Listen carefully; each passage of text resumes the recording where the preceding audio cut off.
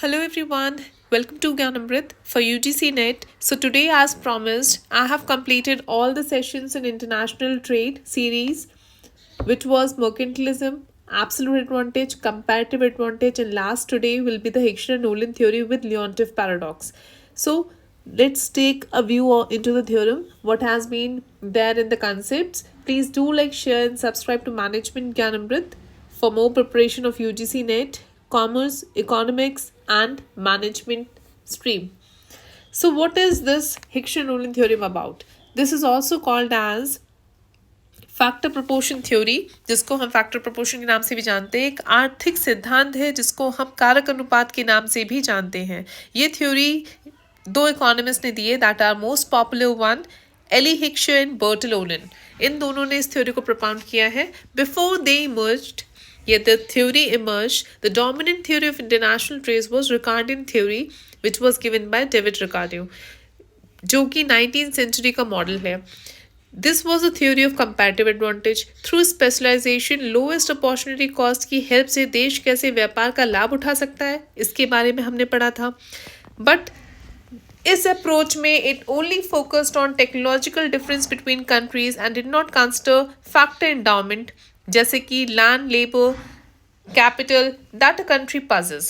So इस gap को address करने के लिए हिक्शर-नोलन थ्योरी का कॉन्सेप्ट आया. और इन अर्ली 20th सेंचुरी, अब हम समझते हैं कि 1990 में क्या हुआ. Eli Heckscher came with the concept of factor endowment. उन्होंने कहा कंट्रीज को वो एक्सपोर्ट करना चाहिए उन फैक्टर्स को जिनमें वह अबंडेंस में डील करती हैं, and should import those factors they have relatively scarcity. And then in 1933 Bertil Ohlin expanded the Heckscher's idea. इन्होंने कहा और एक रिगरस फ्रेमवर्क दिया, role of labour and capital को, जो डिटरमाइन करता है comparative advantage among countries. Let's come up with assumptions.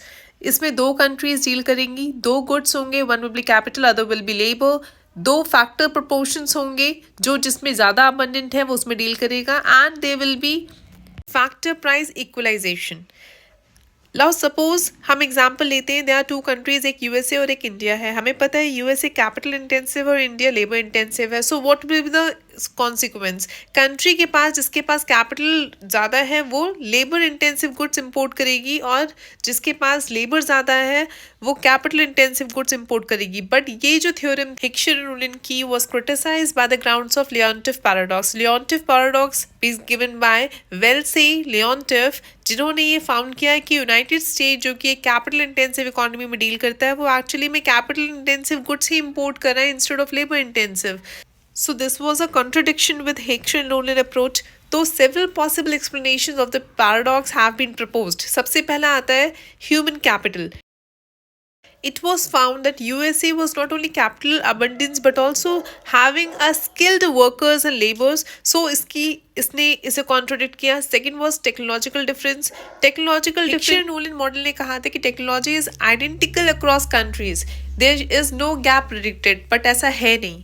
Government policies and trade barriers, there are various trade which are being seen when the international trade is done, but Heckscher-Nolan theory ने उसको भी limit कर दिया और उसको नहीं actually में focus किया.